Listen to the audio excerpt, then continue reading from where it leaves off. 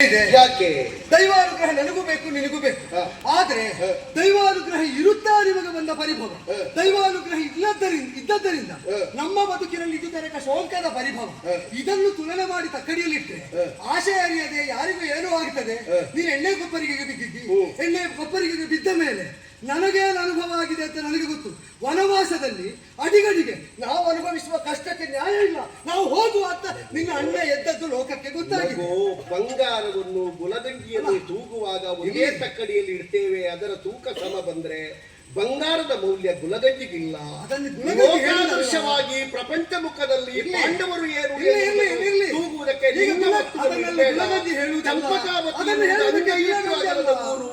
ನೀವು ನಡೆದದ್ದೇ ಕಡಿಮೆ, ನಿಮ್ಮನ್ನು ಗುರುತಿಸಿದ್ದೇ ಕಡಿಮೆ. ಲೋಕದಲ್ಲಿ ನಿಮ್ಮದು ಏನುಂಟು?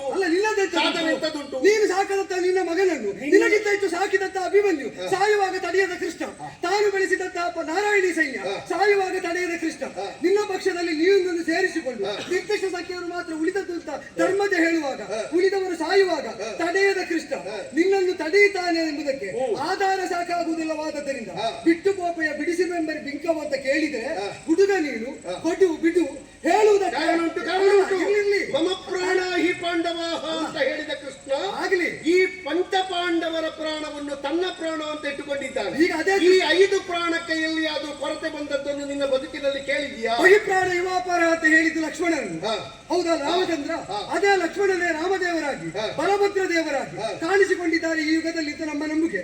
ಅಂಥವರು ನಿನ್ನ ಕೈಯಿಂದ ಸೋಲುವಾಗ ತನ್ನ ಪ್ರಾಣವೇ ಸೋತದ್ದಲ್ವಾ? ಬಹಿಪ್ರಾಣ ಯುವಾಪರ ಆಗಲಿ ಈಗ ಅಲ್ಲಿ ಆದ ಮೇಲೆ ಇಲ್ಲಿ ಆಗುವುದಿಲ್ಲ. ಒಂದು ಯುಗದಲ್ಲಿ ಒಂದು ಅವತಾರವನ್ನು ಎತ್ತುವಾಗ ಜಾಂಬವರಿಗೆ ಕಾಣಿಸಿಕೊಳ್ಳುವಾಗ ಹೇಳಿದ ಕೃಷ್ಣ, ನಾನು ಈಗ ಕೃಷ್ಣನಾಗಿ ಬಂದಿದ್ದೇನೆ, ಆ ಕಾಲದಲ್ಲಿ ರಾಮನಾಗಿದ್ದೆ, ಈಗ ನೀನು ಇದನ್ನು ಮಾಡಬೇಕು.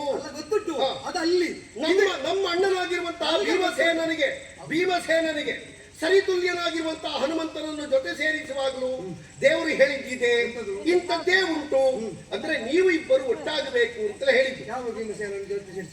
ಹನುಮಂತನಿಗೂ ಅರ್ಜುನನಿಗೂ ಒಟ್ಟಾಗುವ, ನನಗೂ ಅವನಿಗೂ ಒಟ್ಟಾಗುವ ಒಂದು ಪ್ರಸಂಗ ಬಂದಿದೆ, ಗೊತ್ತಾಯ್ತಾ? ಅದಕ್ಕೆ ಶರಸೇತು ಬಂಧನ ಅಂತ ಹೇಳುದು.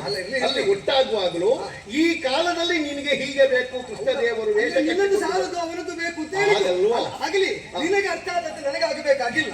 ಒಂದು ನೆಲೆ ಮಾತ್ರ ಅಲ್ಲ, ಈಗ ಹಿಂದಿನ ಯುಗದಲ್ಲಿ ಪ್ರಾಣ ಬಹಿರಂಗದಲ್ಲಿರುವ ಪ್ರಾಣ ಅಂತ ಹೇಳಿದ್ದು ಇಲ್ಲಿಗಲ್ಲ ಅಂತ ಹೇಳಿದ್ರೆ ಸಂಧಾನದ ಸಭೆಯಲ್ಲಿ ಹೇಳಿದ ಮಾತು ಮಮ ಪ್ರಾಣ ಹಿ ಪಾಂಡವ, ಅದು ಅಶ್ವಮೇಧಕ್ಕೆ ಆಗಬೇಕಾಗಿಲ್ಲ, ನಿನಗೆ ಬೇಡಲೇಬೇಕು. ಕೃಷ್ಣಾವತಾರದಲ್ಲಿ ಹೇಳಿದ್ದವ ಅವತಾರದ ಸಮಾಪ್ತಿಯವರೆಗೆ ಅದು ಉಂಟೆ. ಆ ವಾಕ್ಯದಲ್ಲಿ ಅವತಾರ ಸಮನ್ವಯ ಅಂತಿಲ್ಲ, ಉಂಟು ಅವತಾರ ಸಮಗ್ರಕ್ಕೆ ಅಂತಿಲ್ಲ. ಕೃಷ್ಣಾವತಾರದಲ್ಲಿ ಹೇಳಿದ ಮಮ ಪ್ರಾಣ ಹಿ ಪಾಂಡವ ಅಂತ ಹೇಳಿದ್ಯಾರು? ಕೃಷ್ಣ ಇರುವಲ್ಲಿವರೆಗೆ ಕೃಷ್ಣನ ಪ್ರಾಣಗಳು ಏನು ಮಾಡುವುದಕ್ಕೂ ಸಾಧ್ಯ ಇಲ್ಲ. ಅದನ್ನೇ ಹೇಳಿದ್ದು. ರಾಮನಾಗಿ ಇವನನ್ನ ಹೊರಗಿನ ಪ್ರಾಣ ಅಂತ ಹೇಳಿದ ರಾಮಾವತಾರದ ಕಥೆ ಇಲ್ಲಿಗೆ ಹೇಳ್ಕೊಂಡು ಬರಬೇಡ. ಅಲ್ಲ, ಅದನ್ನು ಹೇಳಿದ್ದು ಯಾರ ಬಗ್ಗೆ? ಅದ ಹೌದಾದ್ರೆ ಸಂಧಾನದ ಸಭೆಯಲ್ಲಿ ಹೇಳಿದ್ದು ಕೌರವನ ಎದುರಿನಲ್ಲಿ, ಹೌದು, ಸುತರ್ಣನ ಎದುರಿನಲ್ಲಿ, ನಮ್ಮ ಬಗ್ಗೆ ಹೇಳಿದ್ದು. ಇಲ್ಲಿಗೆ ಹೇಳ್ಕೊಂಡು ಬರಬೇಡ. ಕೃಷ್ಣ ಇರುವಲ್ಲಿವರೆಗೆ ಕೃಷ್ಣ ವಾಕ್ಯವನ್ನು ವಿಮರ್ಶಿಸುವುದಕ್ಕೆ ನೀನಲ್ಲ. ಕೃಷ್ಣ ವಾಕ್ಯಕ್ಕೆ ಕೃಷ್ಣನೇ ಕೊಡಬೇಕು, ನೀನಲ್ಲ. ಎಲ್ಲಿಯೋ ಚಂಪಕಾವತಿಯಲ್ಲಿ ಹುಟ್ಟಿದ 3 ಶುಕ್ರವಾರ ಕಳೆಯದೇ ಇರುವ, ಇನ್ನು ಹಿಂದೆ ನೋಡಿದರೆ ಎಂತದ್ದು ಗೊತ್ತಾಗದೇ ಇರುವ ಕೃಷ್ಣ ಪಾಂಡವರ ಬಗ್ಗೆ ಹೇಳಿದ್ದನ್ನು ವಿಮರ್ಶಿಸಿಗೆ ನೀನು ಯಾರು? ಸಮ ಪ್ರಾಣ ಹಿ ಪಾಂಡವ ಅಂತ ಹೇಳಿದ ಕೃಷ್ಣ ತನ್ನ ಅವಧಿಯವರೆಗೂ ಪಾಂಡವರ ಪ್ರಾಣವನ್ನು ಕೊಂಕದಂತೆ ಕಾಯುತ್ತಾನೆ ಎನ್ನುವುದೇ ದೃಷ್ಟಾಂತ. ನಿನಗೆ ಸಿಗ್ತದಲ್ಲಿ ಆದ್ರೂ ನಾನು ಮಾತಾಡುವಾಗ್ಲೂ ನೀನು ಮಾತಾಡುವಾಗ್ಲೂ ನೀನೇ ಮಾತಾಡ್ಬೇಕು, ಇಲ್ಲದಿದ್ರೆ ಎದುರವರೆಗೂ ನಿಲ್ತದೆ ಅಂತ ಹೆದರಿಕೆ.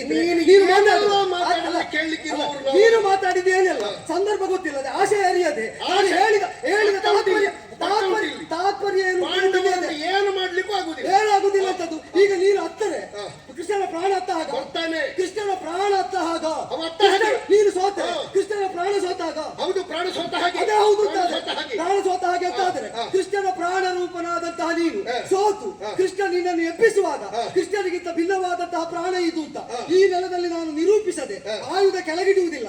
ಒಂದು ವಿಷಯ, ನಿನಗೆ ಬೇಡಲೇಬೇಕು ಅಂತಾದ್ರೆ ತಲೆಯಲ್ಲಿ ಜುಟ್ಟು ಬಿಡು, ಕೈಯಲ್ಲಿ ಪಾತ್ರೆ ಹಿಡ್ಕೋ, ದೇಹಿ ದೇಹಿ ಅಂತ ಬಾ ಆಗ ಕೊಟ್ಟೇನು ಯಜ್ಞೋಪವೀತ ಒಳಗೆ ಕ್ಷತ್ರಿಯರದ್ದು ಧರಿಸಿಕೊಂಡು ಹೊರಗಿನಿಂದ ಬ್ರಾಹ್ಮಣ ಕರ್ಮ ಮಾಡಿದ್ರೆ ಈ ಲಂಪಟತನಕ್ಕೆ ಈ ಬೂಟಾಟಿಕೆಗೆ ಈ ನಯವಂಚನೆಗೆ ಅದಕ್ಕೆಲ್ಲ ಬೆರಗಾಗಿ ವಶವಾಗಿ ಮರುಳಾಗುವ ಮೂರ್ಖರು ಭ್ರಮಾಧೀನರು ಈ ನಮಯದಲ್ಲಿ ಇಲ್ಲ ಏನು ಬೇಡದಿದ್ರೆ ಬಿಟ್ಟೋಗ ಹಾಗೆ ಬೇಡಬೇಕು ಅಂತ ಇದ್ರೆ ಯಜ್ಞ ಬೇಕು ಅಂತ ಇಲ್ಲ ಮತ್ತೆ ಈ ಯಜ್ಞದ ರೀತಿಯಲ್ಲಿ ನಾವು ಬೇಡುವುದಕ್ಕೆ ಅರ್ಥ ಬೇರೆ ಉಂಟು.